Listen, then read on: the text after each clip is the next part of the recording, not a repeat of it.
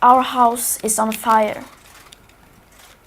I am here to say our house is on fire.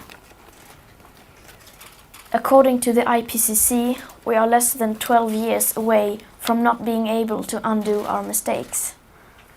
In that time, unprecedented changes in all aspects of society needs to have taken place, including a reduction of our CO2 emissions by at least 50%.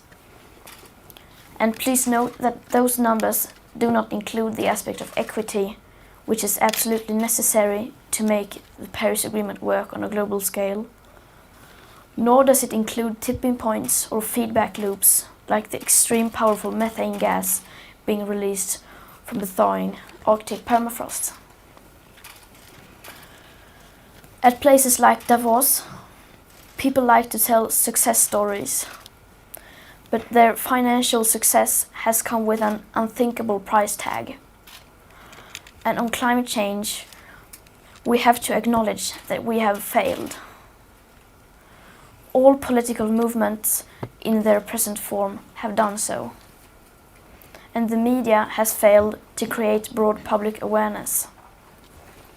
But Homo sapiens have not yet failed. Yes, we are failing, but there is still time to turn everything around. We can still fix this. We still have everything in our own hands. But unless we recognize the overall failures of our current systems, we most probably don't stand a chance. We are facing a disaster of unspoken sufferings for enormous amounts of people. And now is not the time for speaking politely or focusing on what we can or cannot say. Now is the time to speak clearly. Solving the climate crisis is the greatest and most complex challenge that Homo sapiens have ever faced. The main solution, however, is so simple that even a small child can understand it. We have to stop the emissions of greenhouse gases. And either we do that or we don't.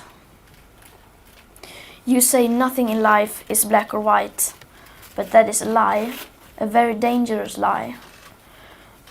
Either we prevent a 1.5 degree of warming or we don't. Either we avoid setting off that irreversible chain reaction beyond human control or we don't. Either we choose to go on as a civilization or we don't. That is as black or white as it gets. There are no grey areas when it comes to survival. Now we all have a choice. We can create a transformational action that will safeguard the future living conditions for humankind. Or we can continue with our business as usual and fail. That is up to you and me. Some say that we should not engage in activism. Instead, we should leave everything to our politicians and just vote for change instead. But what do we do when there is no political will? What do we do when the politics needed are nowhere in sight? Here in Davos, just like everywhere else, everyone is talking about money. It seems that money and growth are our only main concerns.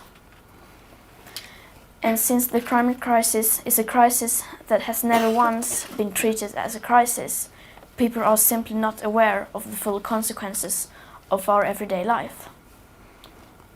People are not aware that there is such a thing as a carbon budget, and just how incredibly small that remaining carbon budget is. And that needs to change today.